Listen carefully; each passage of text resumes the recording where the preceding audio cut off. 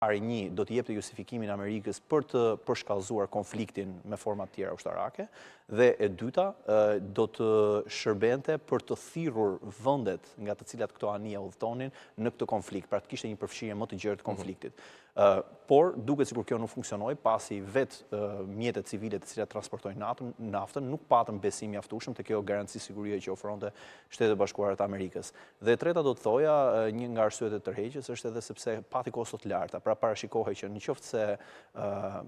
pikë së parë Shtetet e Bashkuara të Amerikës e vetme nuk i kishte resurset e mjaftueshme për të garantuar kalimin e çdo mjeti në mënyrë të sigurt në ato ngushticë. Dhe e dyta, edhe nëse do të bëhej fjalë për pastrimin e minave detare që Irani i ka mbjellë për një kohë të gjatë, do të duheshin 6 muaj deri në një vit, pothuajse që të ishte i suksesshëm ky operacion. Pra, le të themi një risk i panevojshëm për të ndërmarrë nga Shtetet e Bashkuara të Amerikës dhe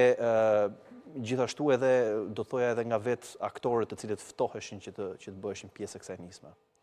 Megjithatë në tregjet ndërkombëtare të naftës kjo është reflektuar, pra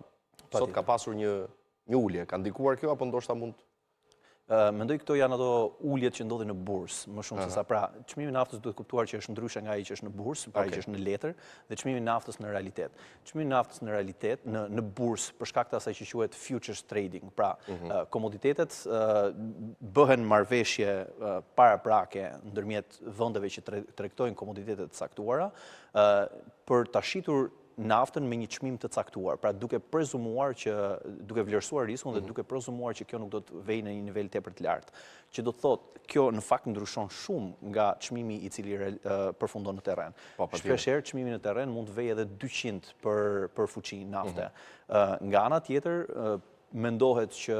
edhe ky çlirim i vogël, le të themi, në uljen e çmimit të naftës nuk është se do të ketë një impakt të madh, për aq kohë sa kjo bllokadë vazhdon të jetë në efekt, dhe për aq kohë sa Irani vazhdon të ketë sulme të drejtë për drejta. Kujtojmë këtu që nga Kuvaiti nuk ka dalë asnjë fuqi nafte në pothuajse 30 ditë. Arabia Saudite ka patur një rënje të theksuar, do thoya, të eksporteve të tyre të naftës, që mendohet që nëse ata duan të arrijnë objektivet e tyre të buxhetit vjetor si shtet, do duhet që sot ata të fillonin ta shisnin naftën me $170 për fuqi, gjë që sigurisht nuk e kanë bërë momentalisht, por që sa më shumë kalon koha, aq më shumë ngushtohet, le të themi, shtrëngohet pra mundësia për të realizuar këtë objektiv buxhetor. Zoti Qiriazi, ishte i pritshëm ky reagim në kuptimin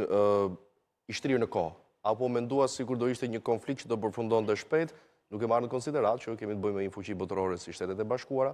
në bashkëpunim me Izraelin, dhe menduan më të thjesht mposhtjen për ato qëllime të Iranit.